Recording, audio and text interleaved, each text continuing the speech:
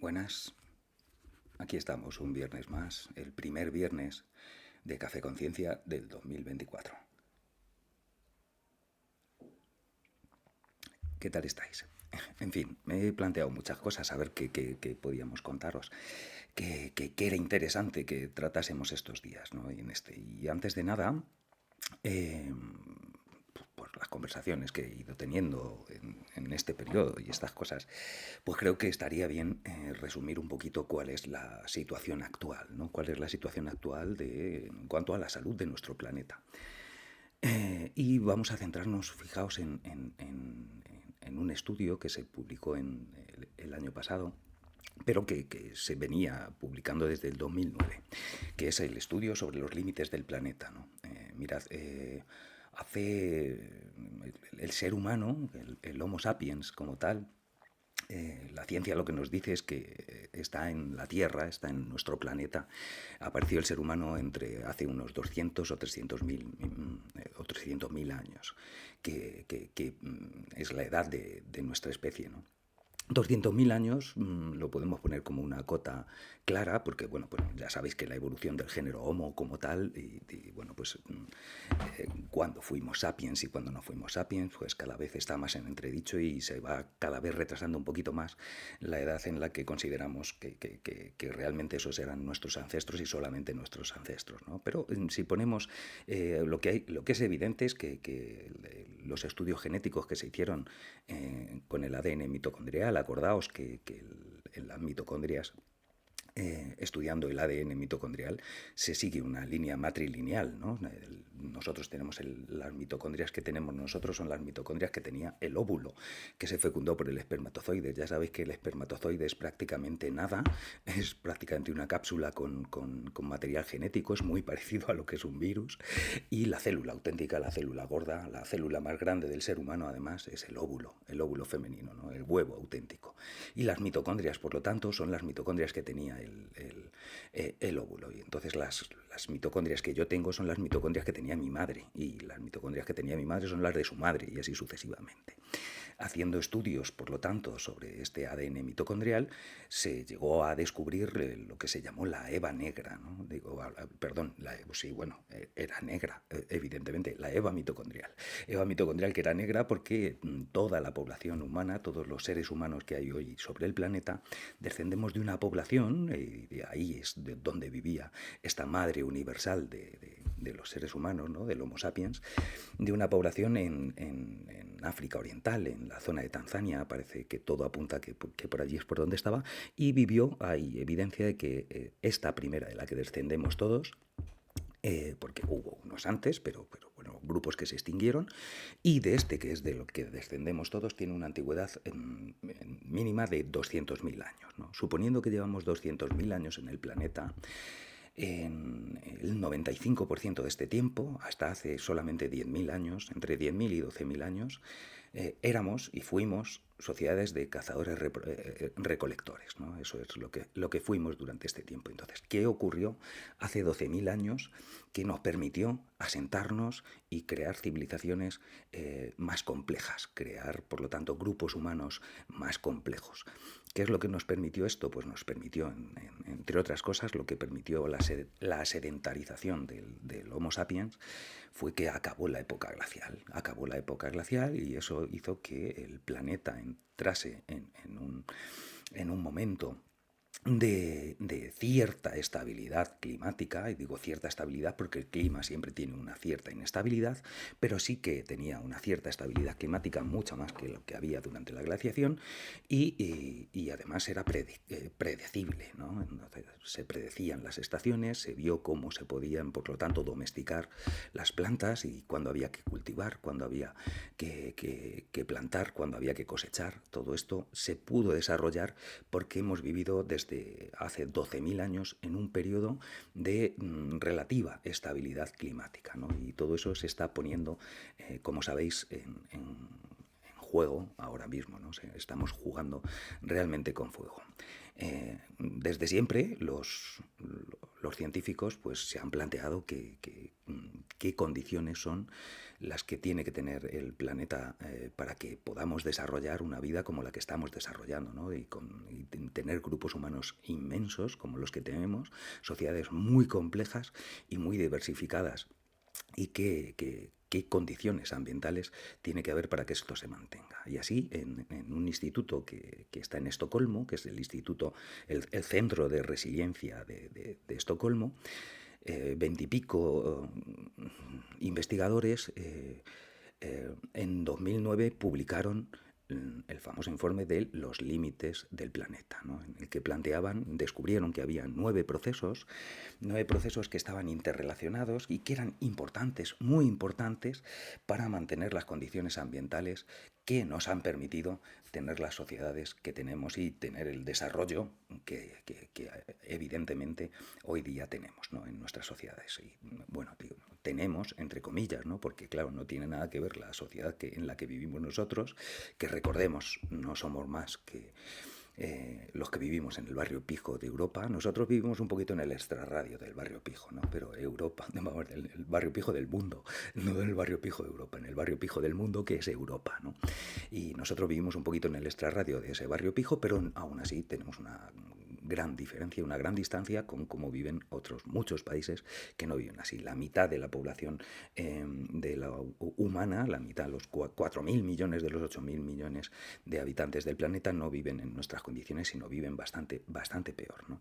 Pero aún así, ¿cuáles son las condiciones que tiene que tener el planeta para que podamos vivir como podemos vivir, ¿no? E identificaron 9 procesos que convenía que no saliesen, que no superasen unos límites, porque al superar esos límites estábamos comprando papeletas para nuestra destrucción, ¿no? Para que el planeta tenga unas condiciones ambientales que no permitan unas sociedades tan complejas, tan complejizadas como las que tenemos actualmente, sobre todo en esta parte, como digo, del mundo que llamamos Europa, ¿no? Europa u Occidente, ¿no? Europa más Australia, más Estados Unidos, Canadá, evidentemente, etcétera, etcétera, etcétera. Japón, alguna Corea, Corea del Sur, por supuesto, no va a ser Corea del Norte, etcétera, etcétera. Pero lo que consideramos el mundo occidental, que hemos dicho, la sociedad occidental, ¿no?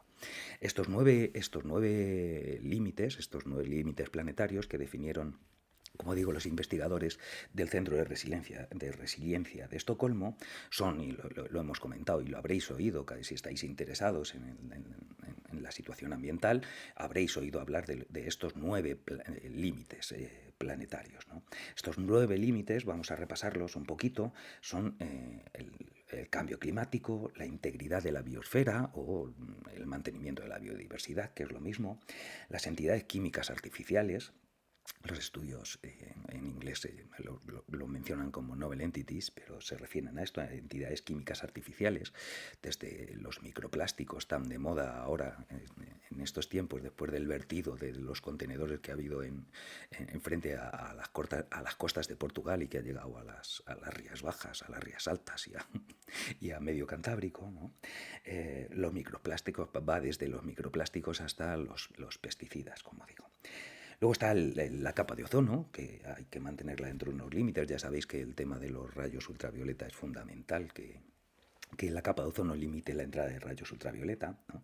Los aerosoles atmosféricos, que está muy relacionado también con el tema de la capa de ozono, fíjate.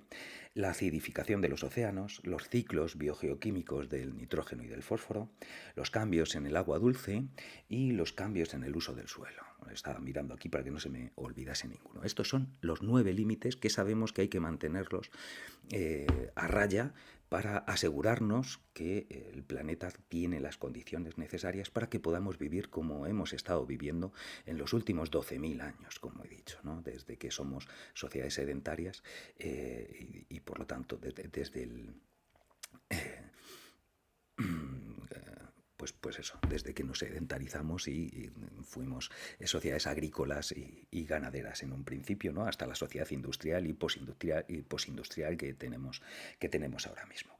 De estos 9 límites, fijaos en 2009, que es cuando publican su primer trabajo. En el 2009 ya identificaban 3 que estaban salidos de madre, que estaban fuera. Tener un solo límite fuera es arriesgarnos a que el sistema se desestabilice, ¿no? Porque el sistema es un sistema complejo, interconectado. Es decir, decir, estos 9 límites, estos 9 procesos que tienen un límite determinado para mantenernos para mantener las condiciones ambientales lo suficientemente estables, para que nos permitan desarrollarnos como sociedades. ¿De acuerdo? Estos 9 límites, en realidad, fijaos, hay 2 límites que son centrales, nucleares, que son el de la biodiversidad y el del cambio climático, y los otros 7 que interaccionan con ellos, No hay ninguno que no influya en los otros. Al fin y al cabo, todos están interrelacionados. Pero hay 2 que son claramente nucleares, ¿no? De estos, además, fijaos, hay 3 que se refieren a lo que nosotros sacamos del planeta, ¿no? Que es la diversidad, el mantenimiento de la diversidad, que está en riesgo porque nos lo comemos nosotros, ¿no? Los cambios en el agua dulce, como digo, y los cambios en el uso de la tierra es lo que utilizamos para extraer los recursos del planeta, ¿no? El resto todos es la generación. El problema es la generación de recursos, de desechos, perdón, de desperdicio, por lo tanto, desperdicio que es una de las características de nuestra acción como especie sobre el planeta, ¿no? Somos la especie que generamos desperdicio. El resto de especies están dentro de un equilibrio en el que lo que generan se aprovecha y hasta que muere, y cuando muere se reaprovecha. Eso la muerte de un individuo genera vida en otros individuos, ¿no? Esta es la realidad. Como os digo, en 2009 ya identificaron 3 de estos límites que estaban por encima del umbral de seguridad, ¿no? En 2015 lo aumentaron a 4, pero es que en el último estudio publicado en septiembre del 2023, del año pasado, resulta que hay 6 de los 9 límites que están sobrepasados. Y ni siquiera, fijaos, ni siquiera el cambio climático es el que está en peores condiciones, el que está más disparado, ¿no? No. El cambio climático es el 4. Mira, por encima está el primero de todos, son el de las novel entities, el de las entidades químicas artificiales, que está, ya sabéis, y que con lo del vertido de los pellets está muy de actualidad, ¿no? El segundo es el de los ciclos biogeoquímicos del nitrógeno y el fósforo. Con respecto a este, bueno, pues sería interesante que conociésemos un poquito más de qué va, ¿no?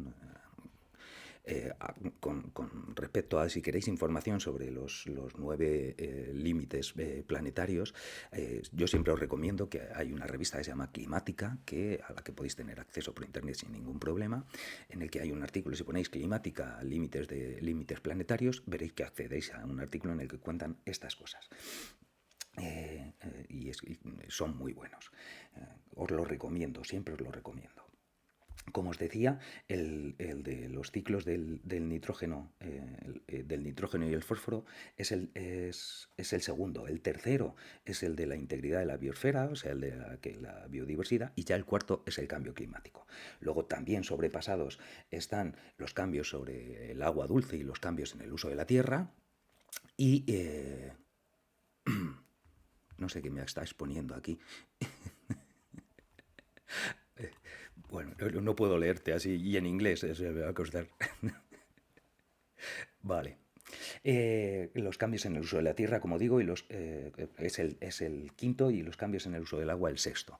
Esos serían los 6 que están en riesgo ahora mismo. Y hay uno que no ha pasado el límite, pero está cerca de pasarlo, y probablemente la próxima vez que midan se haya pasado, que es el de la acidificación de los océanos, que está muy relacionado con el del cambio climático, puesto que una parte del cambio climático lo que está midiendo es el CO2 atmosférico, que sabemos que es la causa fundamental del cambio climático, ¿no?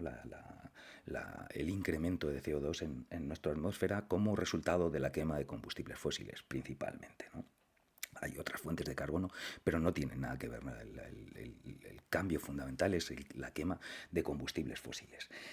Como os digo, hay 6 que están sobrepasados, 6 que están muy por encima de los márgenes que deberíamos tener. Esto no supone, el superar un límite no supone que tenga unas consecuencias catastróficas ya. Lo que supone es una advertencia de que estamos comprando muchas papeletas para el desastre, ¿no? Es como si a ti te dicen que tienes obesidad mórbida, tienes una hipertensión disparadísima, tienes colesterol por las nubes y precisamente el LDL, el malo, acordaos, el llamado colesterol malo. Tienes la glucosa en sangre también disparada y tú lo que haces es seguir sentado en tu sillón delante de la tele atiborrándote a comida procesada, ¿no? Esa es la realidad. Si nosotros fuésemos el planeta, esa es la situación que tenemos ahora con el planeta. Y eso lo que hay que hacer, evidentemente, es romper con ello. Hay que cambiar lo que estamos haciendo porque el camino no es nada bueno. Y ya veis la evolución, además, que lleva. En 2009 había 3, en el 2015 había 4 y en el 2023 hay 6. Quizá no es que no estuviesen superados en el 2015 ya algún otro, ¿no? Alguno de los dos que han descubierto ahora. Es que no teníamos la capacidad para medirlos lo suficientemente bien y hoy ya tenemos datos suficientes, ¿no? Esto es lo que han publicado, ya digo, en septiembre del 2023 en la revista Science, una de las de mayor prestigio científico que hay. Como os decía, vamos a entrar un poquito en los ciclos del nitrógeno y el fósforo para que aprendamos también un poquito y comprendamos cómo va esto.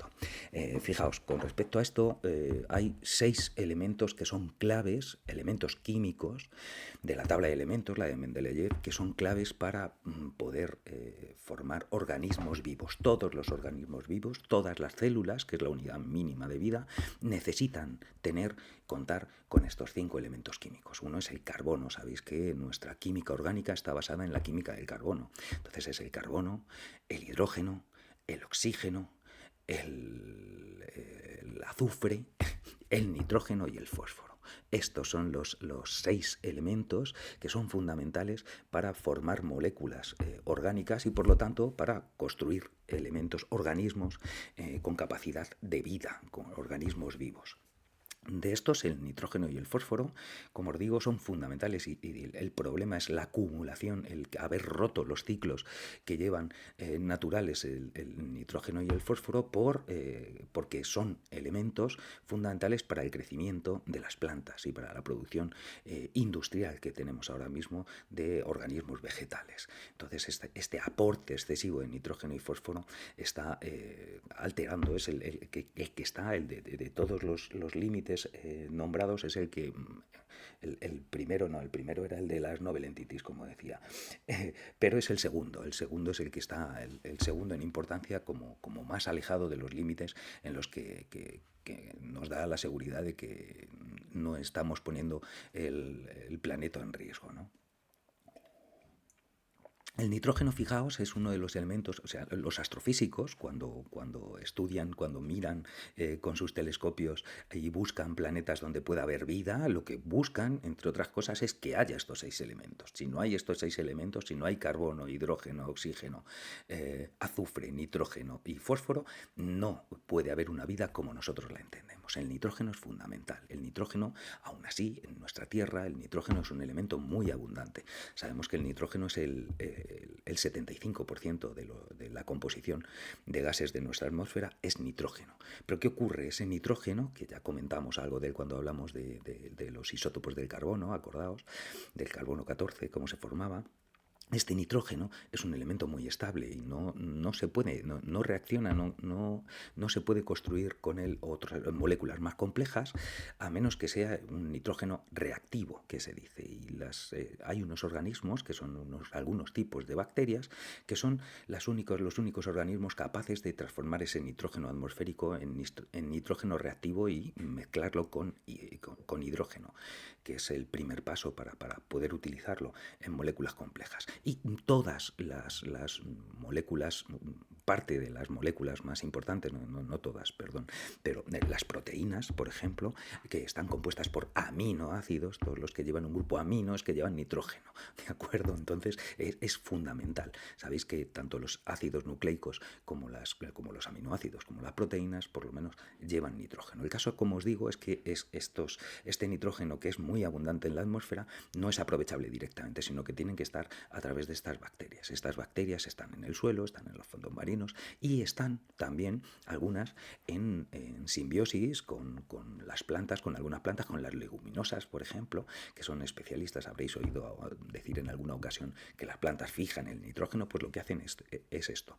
Por las plantas, vamos, las leguminosas, las legumbres, fijan el nitrógeno porque tienen bacterias que están en sus raíces, como en simbiosis con sus raíces. Fijaos, una prueba más de la importancia de la cooperación, en este caso interespecífica, ¿de acuerdo? En la vida, en el desarrollo de la vida, en la evolución, ¿no? Esa simbiosis entre la raíz de las células, de la raíz de las leguminosas, y las bacterias nitrificantes, las bacterias que son capaces de fijar el nitrógeno. Es fundamental.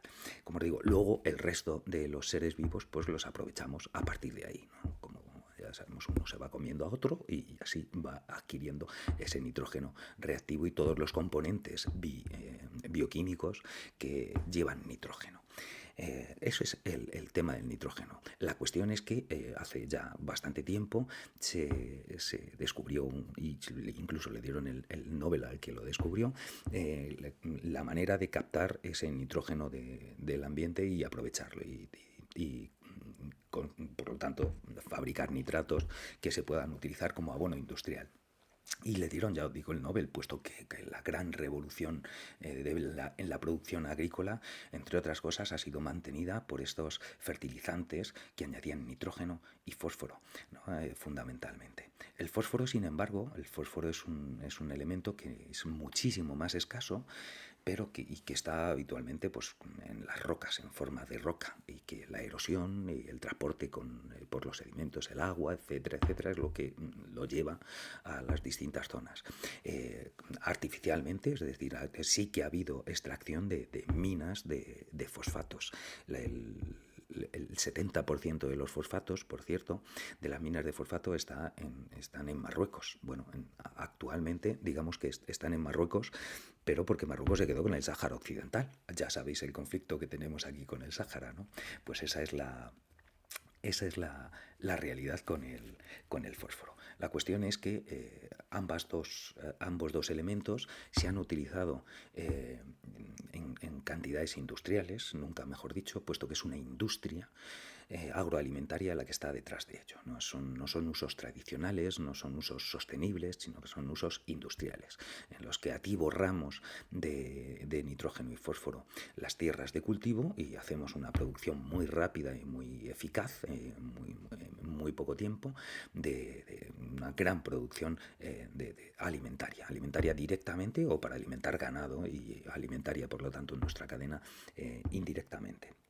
El caso es que, bueno, una de las pruebas del exceso de nitrógenos y fósforo la hemos tenido muy cerquita aquí, ¿no? Una de las mayores evidencias de la nitrificación y la fosforización de nuestros suelos y nuestros acuíferos es lo que ha ocurrido con el Mar Menor en Murcia, ¿no? La muerte o semi-muerte o el desfallecimiento gordo del Mar Menor es por un exceso de la producción industrial agroalimentaria que en la zona, que ha llevado a que se nitrifique, a que se eutrofice, se aumente tantísimo la cantidad de nitratos y de fosfatos en las aguas del Mar Menor, que hace que proliferen a lo bestia se rompan los equilibrios y proliferan determinadas algas, determinadas bacterias, determinadas algas, y acaben con el oxígeno y maten a todo lo demás que hay por allí. Esto también está relacionado con la creación de zonas muertas, que hemos comentado en otros Café Conciencia, y que bueno, pues estará por ahí en algún reel de los que están colgados por Instagram, ¿no? La cuestión es esa, ¿no? Que ahora mismo quiero que seamos conscientes de que tenemos una situación muy grave, una situación que hemos superado 6 de los 9 límites que habíamos descubierto que era necesario mantener dentro de un límite, valga la redundancia, para asegurarnos la estabilidad ambiental que nos ha permitido. No nos olvidemos, que eso es otra cosa que se nos olvida a veces, y es que vivimos en un mundo tan artificial, tan alejado del mundo natural, que creemos que somos independientes y que a nosotros no nos afecta, y sí, nos afecta terriblemente. Y el mantener esas condiciones ambientales es lo que ha permitido el desarrollo de sociedades complejas, sociedades humanas complejas. Sin esas condiciones ambientales, con una situación ambiental muchísimo más inestable y más controvertida y más impredecible, no podremos mantener estos niveles de complejidad social. Eso es evidente. Quería leeros unos párrafos de lo que comenta Catherine Richardson, que es la autora principal de este estudio sobre los límites planetarios, que se publicó en septiembre del año pasado en Science. Como digo, el autor principal de esta, quiero leeros 3 párrafos de varias cosas que comenta, ¿no? En primer lugar, fijaos, dice: la naturaleza ha evolucionado de la mano del clima y el planeta durante más de 3.000 millones de años. El resultado es un sistema complejo pero perfectamente afinado, un sistema eficiente en el que no hay desperdicios, y de repente entramos nosotros en escena. Esa es la situación que nos plantea. O sea, es que me parece tan bueno como lo comenta ella, que es absurdo que yo intente contároslo con otras palabras. Esto es lo que nos decía, ¿no? O sea, ese mantenimiento, ese planeta que ha estado con nosotros y que ha evolucionado en esos 3.000 años, en 3.000 millones de años. Por supuesto, eso no significa que el planeta no haya pasado en estos 3.000 millones de años por un montón de crisis climáticas, entre otras, ¿no? De periodos de extinciones, de grandes extinciones masivas, etcétera, etcétera. Por cierto, con respecto al tercer límite que está en peores condiciones, que es el de la biodiversidad, el mantenimiento de la biodiversidad, hay que tener en cuenta que los ecosistemas son más resilientes, más resistentes, más sanos, en definitiva, cuanto más diversos son. La reducción de diversidad es un peligro. Y esto también va con nuestras sociedades, ¿eh? Hay que ser conscientes de que los sistemas complejos, la diversidad es un factor de seguridad, ¿no? Esa diversidad nos permite que ante una situación que es cambiante, haya alguno de los subgrupos de esa diversidad que dé con la solución y pueda adaptarse a esas circunstancias, ¿no? Y los demás o los aprendemos o bueno, por lo menos tenemos una parte que ya tiene esa adaptación, ¿no? La diversidad es fundamental, y esa diversidad, como sabéis, está puesta en tela de juicio. Ahora mismo está muy, muy amenazada. Es uno de los principales problemas que tenemos. Ya lo hemos comentado, ¿no? Ya hay muchos científicos que hablan de la sexta gran extinción. Y esta sexta gran extinción, que es la que estamos provocando nosotros, tiene un origen claramente antropogénico. Somos nosotros los que lo organizamos. Y somos nosotros, además, las que estamos haciendo que este cambio sea mucho más brusco y mucho más acelerado de lo que han sido las anteriores extinciones, quitando grandes catástrofes como la explosión, el estrellarse el meteorito que acabó con los dinosaurios, ¿no? En la época de los dinosaurios, que todos lo tenemos en mente. Uno de esos párrafos os lo acabo de comentar. Os voy a comentar otro de lo que esta mujer decía, porque me parece muy interesante lo que esta mujer plantea. Mirad, dice: somos parte de la naturaleza, somos un organismo, pero somos el único que tiene la capacidad de usar energía externa. Los demás tienen que conformarse con la energía que produce su propio cuerpo, y esta capacidad, es la que nos ha llevado a donde estamos. Es esta capacidad la que nos ha llevado a donde estamos.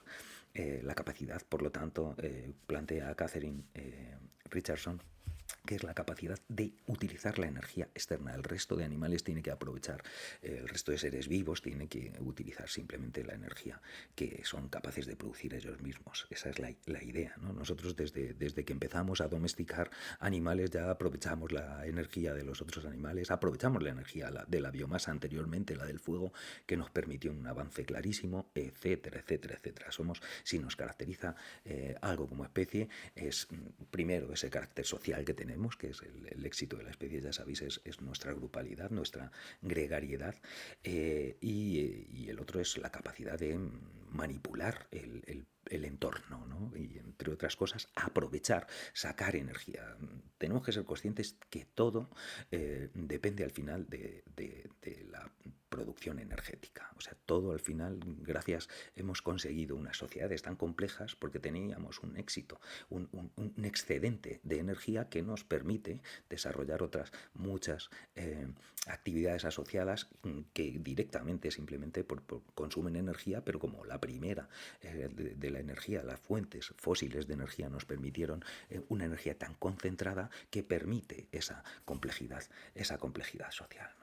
Y una de las cosas que reseñables de lo que plantea aquí Catherine, como digo, Catherine Richardson, de la Universidad de Copenhague, esta mujer es de la Universidad de Copenhague, es que dice, somos parte de la naturaleza. No se nos tiene que olvidar que ese es un punto que se nos olvida muchísimas veces, ¿no? Como digo, vivimos en un mundo muy artificializado, cubrimos de asfalto y de cemento gran parte del planeta y nos aislamos y creemos que no somos dependientes de la naturaleza y somos completamente dependientes de la naturaleza. Somos una parte más de la naturaleza, aunque estemos acabando con ella, ¿no? Igual que las células cancerosas son una parte más de nuestro cuerpo, aunque acabe con él. Entonces, claro, y yo no estoy por la labor de acabar con el ser humano para que el planeta siga viviendo. Yo quiero seguir viviendo como ser humano, ¿no? Y quiero que mis descendientes y la gente que siga viviendo en el planeta cuando yo haya muerto tenga un planeta con el que pueda disfrutar de una vida plena como he podido yo disfrutar durante muchísimo tiempo y espero poder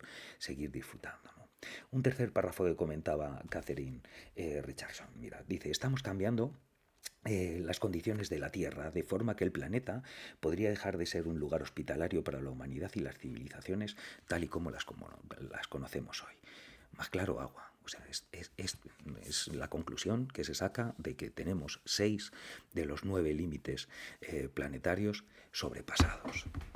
Esto es, siento que tenga que ser tan agorero, siento que tengamos que hablar de esto, pero es que es fundamental. Es decir, podemos preocuparnos por otras muchas cosas, pero la realidad ambiental es la que nos está llevando al desastre, ¿no?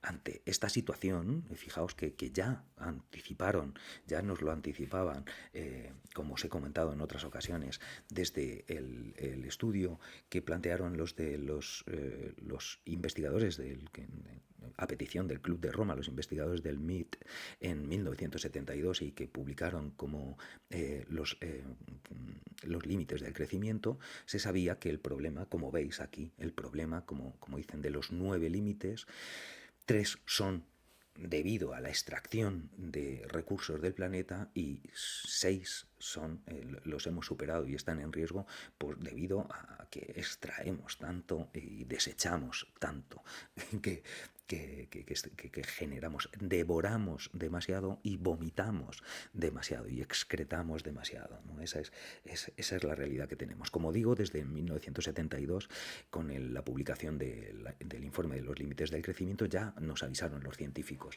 de la situación que íbamos a vivir y de que este sistema destinado a extraer todo lo que podamos, consumir todo lo que podamos y generar todos los desechos que sean para mantener este sistema de hiperproducción e hiperconsumo, nos iba a llevar a un límite precisamente más o menos por esta época.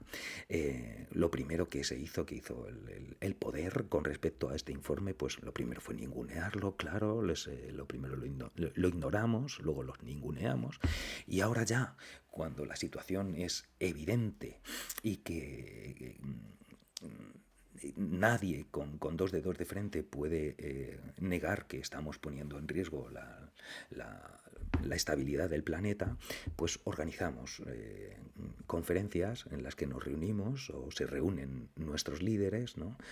E intentan ver a ver cómo abordamos, porque el planeta es de todos, no es algo que yo pueda hacer individualmente, tenemos que ponernos todos de acuerdo y dar un giro a esto, ¿no? Eso teóricamente es lo que se plantean cuando en Naciones Unidas se crean los comités para investigar sobre el cambio climático, ¿no? Lo que llamamos COP, la COP28 que se acabó el año pasado. La COP28 que se hizo el año pasado, pues fijaos que fue realmente decepcionante. Yo ya lo comenté en el anterior Café Conciencia, ¿no? Ya se sabía, estaba se realizó en un país petrolero, en uno de los principales países petroleros, y dirigió la conferencia. El presidente de la conferencia era nada más y nada menos que el presidente de la principal empresa petrolera del país. Y claro, pues qué se podía esperar de esto, ¿no? O sea, todos los que están, como digo, en estas parcelas de poder y que las empresas petroleras viven de vender petróleo, entonces es contraintuitivo que ellos planteen el dejar de vender petróleo, pero es así. Fijaos la polémica que hay hoy con respecto a lo que dijo ayer Johnny Maz, que es el presidente de Repsol ahora mismo, ¿no? Y la ministra Teresa Rivera. Y si no tenéis información, buscad información y mirad por ahí, que ambos decían cosas que tenían razón, pero que la situación es compleja y evidentemente en lo que patinaba el presidente de Repsol es que no se plantea en absoluto que su negocio debe desaparecer. O sea, es que para que supervivamos los combustibles fósiles tienen que dejar de quemarse. Eso es así de simple, así de complejo, ¿no? Porque vivimos una sociedad que somos yonkis de los combustibles fósiles. Pero bueno, la situación energética, si os parece, la comentamos en otro Café Conciencia. Hoy no vamos a entrar a ver estas cuestiones, que tengo otras cosas que comentaros. Como digo, después de organizar la COP28, ahora ya está planteada la COP29, y la COP29 se hace en Azerbaiyán. Y una noticia que salía ayer es que ya se ha creado el comité para organizar la COP29 en Azerbaiyán. Y dos detalles de este comité. Uno, son 28 miembros y son 28 hombres. O sea, no hay ninguna mujer en este comité. Ya es algo que nos llama poderosamente la atención, ¿no? Y que las mujeres no tengan tampoco una representación aquí, cuando es más de la mitad de la humanidad son mujeres, pues es algo que deberíamos hacérnoslo mirar, ¿no? Y preside este comité que organiza, de momento es el comité organizador, ¿no? de la próxima, de la COP29. Quien la preside es un ex directivo de la principal empresa, de la empresa petrolera estatal de Azerbaiyán, que ha estado durante 24 años como directivo de esta empresa. Entonces, tampoco podemos poner muchas esperanzas en que la COP29 vaya a solucionar lo que la COP28 simplemente ha dejado como una declaración de intenciones, ¿no? Y aún así, fijaos que ya se está generando tensiones como la que hubo ayer entre el presidente de Repsol y la ministra de Transición Ecológica, Teresa Rivera. Que recordemos también que Repsol, cuando yo era pequeño, Repsol era pública. O sea, y hoy es privada, pero mira, Johnny Mac, que era un político anteriormente, ¿no? O sea, quiero decir que, en fin, el tema de las puertas giratorias, bueno, mucha complejidad hay aquí. La cuestión es que no nos podemos fiar de esto. Realmente cuando es muy evidente ya la situación, pues hacemos gestos, hacemos declaraciones, pero no nos lo estamos planteando con la urgencia y con la intensidad que es necesaria para revertir este proceso que va en franca decadencia. Vamos a chocarnos contra el iceberg, o sea, somos un Titanic que estamos viendo el iceberg y estamos acelerando la máquina en el último momento, ¿no? Para chocarnos con más fuerza. Eso es lo que habría que quitar. Ante esta situación hay algunos activistas que se arriesgan a hacer algunas performances, algunas manifestaciones llamativas para pegarnos un grito de alerta, ¿no? Y para darnos cuenta de esto, desde chavales que se pegan al cristal de un cuadro en un museo, a los científicos que se pusieron y se manifestaron en el Congreso de Diputados el año pasado, ¿no? Entre los que estaba uno de los grandes, Fernando Valladares. Fijaos, y ante esto el sistema reacciona. El sistema reacciona como siempre. Todos los cambios sociales que ha habido y que han sido fundamentales para llegar a donde hemos llegado, se han iniciado con protestas que en un primer momento no han sido bien recibidas por nadie, ¿no? Incluso lo de Rosa Parks en el autobús fue bien recibido en su momento, ¿no? Entonces, ante esta situación, como os digo, va a haber una ola, y está habiendo una ola represiva, una ola en la que han cogido y apaciguan para que esto no se salga de madre, y castigan exageradamente a estos activistas que hacen estas puestas en escena que lo que quieren es darnos un toque de atención, sin otra, y además que se cuidan muy mucho de que lo que hacen no dañe realmente lo que está haciendo, ¿no? Nadie, ninguno de los que se ha pegado ni al marco, ni al cristal de los museos ha generado ningún daño en estos cuadros, ¿no? Ni cuando se manifestaron y pintaron con remolacha, con jugo de remolacha, las paredes del Congreso de Diputados externas del Congreso de Diputados, que luego limpiaron con agua, o sea, tampoco generaron ningún daño. Pues bien, fijaos cómo fue, yo creo que lo sabéis, pero por si alguno no lo sabe, hubo un informe en la Fiscalía, el informe anual de la Fiscalía de 2023 declaró a Futuro Vegetal y a Extinction Rebellion como grupos ecoterroristas. Eso llamó tanto la atención y fue tan escandaloso y tan brutales, es decir, que es lo mismo pegarte a un cuadro que poner una bomba en un hipermercado. Estamos hablando de eso, estamos banalizando el terrorismo hasta ese nivel, ¿no? Y llamar terroristas a aquellos que están protestando por lo que realmente es un terrorismo, es un ecocidio el que se está promoviendo y el que se está generando, manteniendo el sistema de hiperproducción e hiperconsumo actual, ¿no? O sea, dentro de nada, si es que ya estamos, si es que lo estamos viendo cómo se deteriora todo a un ritmo bestial. No es que lo vayan a vivir nuestros hijos, es que ya lo vivimos nosotros. Y es que las reacciones extremas del clima las estamos viviendo, las hemos vivido, hemos tenido una Filomena, hemos tenido este verano lo que tuvimos, lo que hubo en Grecia y en Libia, con los americanes, acordaos que alcanzó un nivel de americana en Cancún, lo que ha habido, que de repente una tormenta tropical en 24 horas se transformó en un huracán de fuerza 5, la máxima. O sea, es que están viviendo y están ocurriendo cosas que no han pasado anteriormente, no han pasado en toda nuestra vida, en toda mi vida y en la vida de mis padres, no ha habido esas situaciones. Y los grandes incendios de sexta generación, etcétera, etcétera, etcétera. Esa es la situación que tenemos. Y como os digo, se les declaró en 2023, según el informe anual de la Fiscalía, los declaraba como grupos ecoterroristas. Hubo una sorpresa ante esta exageración y tuvieron que rectificar y dijeron que ya no eran tan terroristas, pero curiosamente a finales del 2023 acabamos el año después del último Café Conciencia. Bueno, pues fueron detenidos 22 miembros de Futuro Vegetal, ¿no? Y se les acusa de formar parte no de un grupo ecoterrorista, sino de una organización criminal de ningún tipo. ¿Qué crimen es lo que hacen? Si digamos una organización de performance, ¿qué es lo que hacen? Es que no hacen otra cosa más que intentar concienciarnos, intentar hacer de Pepito Grillo, de esa conciencia colectiva que nos lleve a dar el cambio que es necesario dar, ¿no? Vaya, por supuesto, toda mi solidaridad con los miembros de Futuro Vegetal y con sus acciones y con Extinction Rebellion y con Rebelión Científica y con todos aquellos grupos que se están organizando para intentar empujar hacia el lado correcto. Ellos son los verdaderos héroes, ¿no? Y no a los que protege el sistema, que nos están llevando a la destrucción completa, ¿no?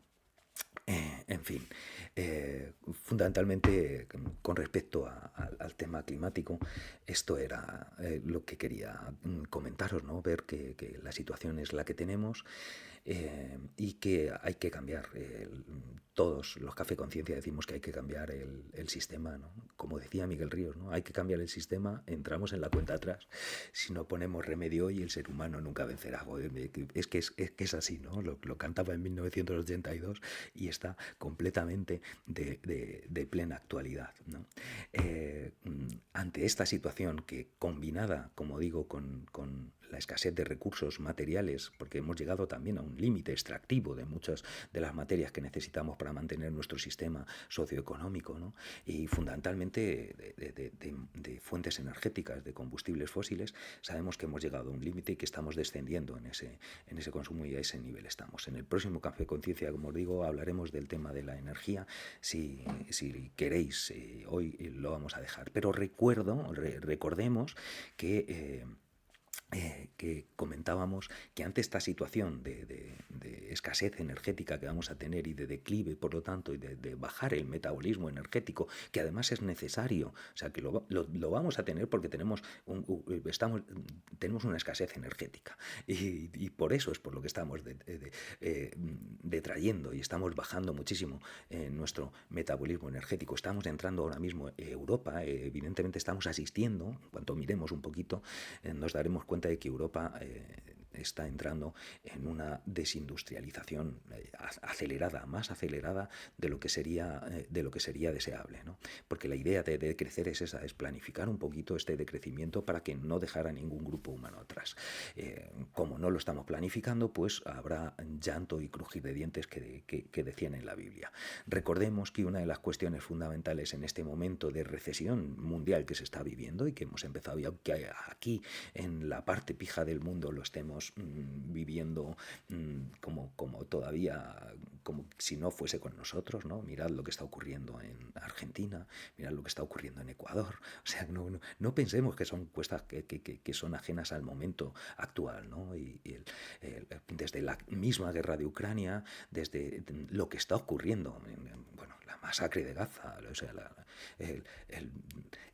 lo que está ocurriendo, el genocidio que está provocando Israel en Gaza, ¿no? Que es evidente lo que está pasando allí y cómo se está complicando la situación en el Mar Rojo, ¿no? Con la guerra de Yemen que estaba ahí, que ahora está metido también de los distintos grupos de esa guerra civil en conflicto con el resto, poniendo en jaque también el tema de todo el sistema de hipercomunicación mundial que teníamos. En fin, es una situación compleja y ante esa situación, como digo, de que al final va a haber una bajada de recursos y que vamos a tener que decidir qué es lo importante y qué no es lo importante, recordemos que lo que hay que proteger fundamentalmente es el sistema público, todos los sistemas públicos, todo el bien común, lo comunitario, las dehesas comunales en el territorio, en el territorio rural, ¿no? Y todos los bienes públicos. Y es lo fundamental para bueno, pues yo puedo tener menos yo si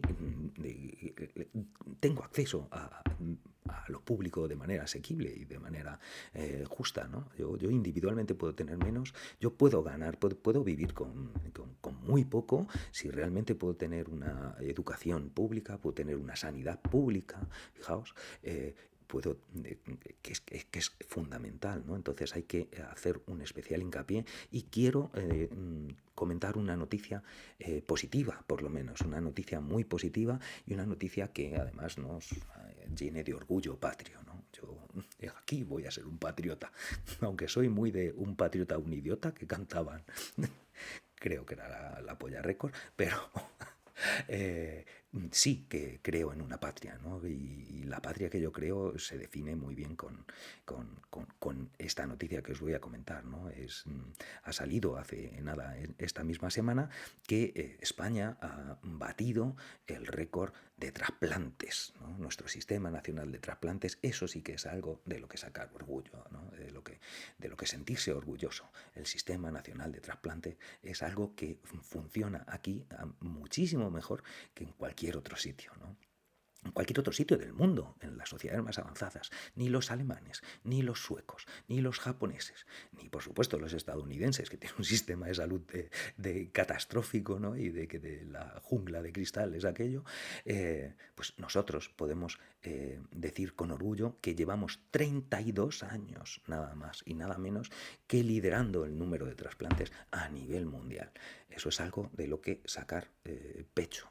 Y eso es gracias a que tenemos un sistema público de salud lo suficientemente decente. Pero aparte, el sistema nacional de trasplantes es un sistema muy complejo en el que hay, no solamente es que haya grandes cirujanos, sino que hay todo un equipo alrededor que tiene que estar coordinado perfectamente y que tiene que funcionar como un reloj, desde conductores, transportistas, todo, ¿no? Enfermeros, médicos, tiene que haber un sistema multidisciplinar, hipercoordinado, que ninguno, fíjate con la fama o la fama que nos damos a nosotros mismos como país, ¿no? De país chapucero o de país improvisador, pues esto que tiene que estar hiper planificado, hiper programado y protocolizado, pues somos el país que mejor lo hace. De eso sí que saco pecho y de eso ahí sí que, con esas cosas sí que me puedo sentir orgulloso de estar en este país, ¿no? Como contrapartida, diré que dentro de nuestro Sistema Nacional de Salud hay la contrapartida, o sea, se protege y nos sirve de bandera y de alguna manera, bueno, pues no solamente sacamos pecho nosotros, sino nos sacan pecho también nuestros políticos de nuestro Sistema Nacional de Trasplantes, pero hay otra pata de de la seguridad social que cojea y cojea cada vez más y es la atención primaria, ¿no? Se está dejando de lado, se está ignorando, como os digo, y se está despreciando a una parte que es fundamental para que el sistema de salud funcione, ¿no? Y es nuestro sistema, la atención primaria. Con respecto a esto, fijaos, he estado viendo un artículo que habían publicado Rosa María Añel Rodríguez y Pilar Astier Peña, que son dos médicas de atención primaria que forman parte de la conferencia. Bueno, una de ellas es miembro de la junta directiva del WONCA Mundial. WONCA es la Asociación de Medicina Familiar Mundial, ¿no? Y ella es miembro de la junta directiva mundial. Pues publicaron un artículo científico. Uf, me ha pillado aquí.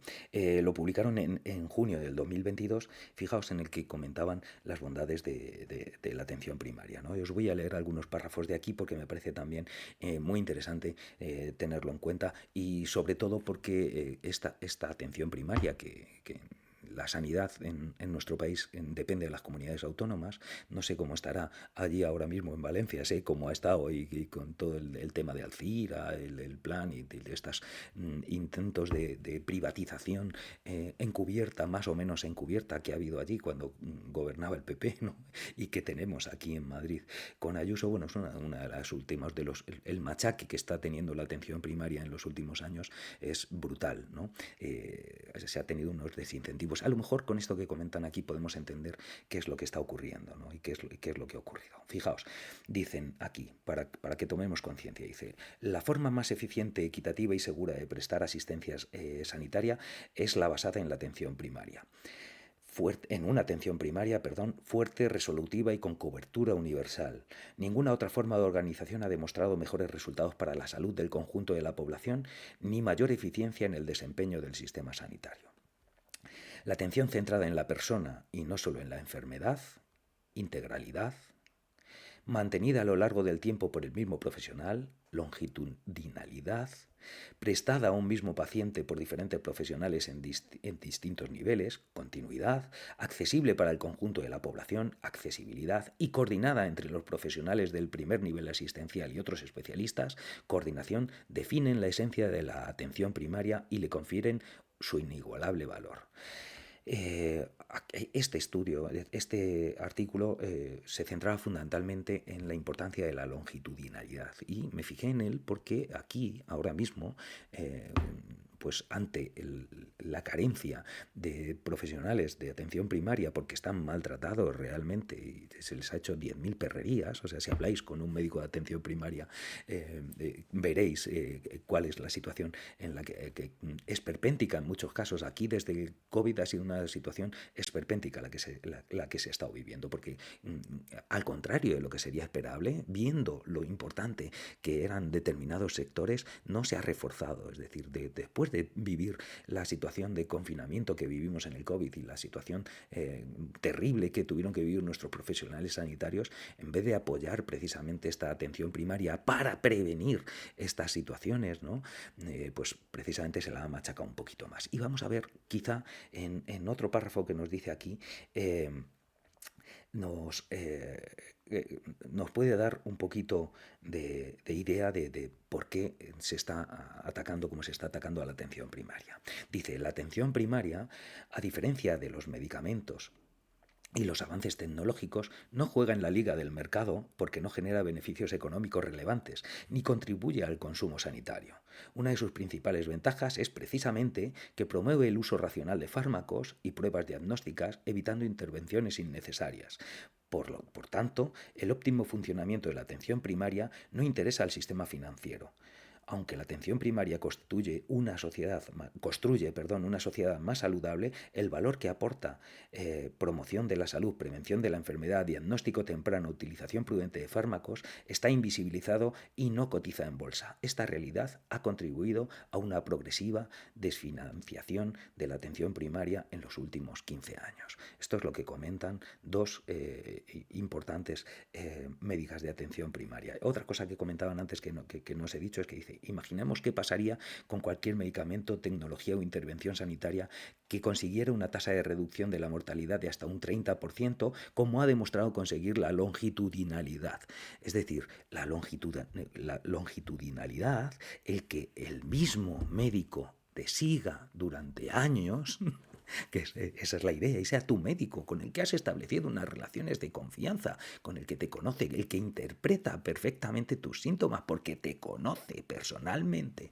Esta situación en muchos casos para nosotros es impensable, es que ni siquiera existe, es que vas al médico y cada vez ves a uno nuevo, uno distinto, porque está habiendo una rotación, unos cambios, una brutalidad que no tiene sentido. Aquí el último ataque, como digo, iba precisamente a esta longitudinalidad de la atención primaria, puesto que aquí nuestra gran presidenta Ayuso pues ha considerado de repente que no hay ningún problema y que si no hay médico en tu centro de salud, te vayas a otro médico en otro centro de salud en el momento que sea. Y que ahí se está perdiendo precisamente esa relación a lo largo del tiempo que es necesaria para que esa atención primaria sea eficaz y te consiga los resultados que comentan aquí de reducir nada más y nada menos que un 30% menos de mortalidad.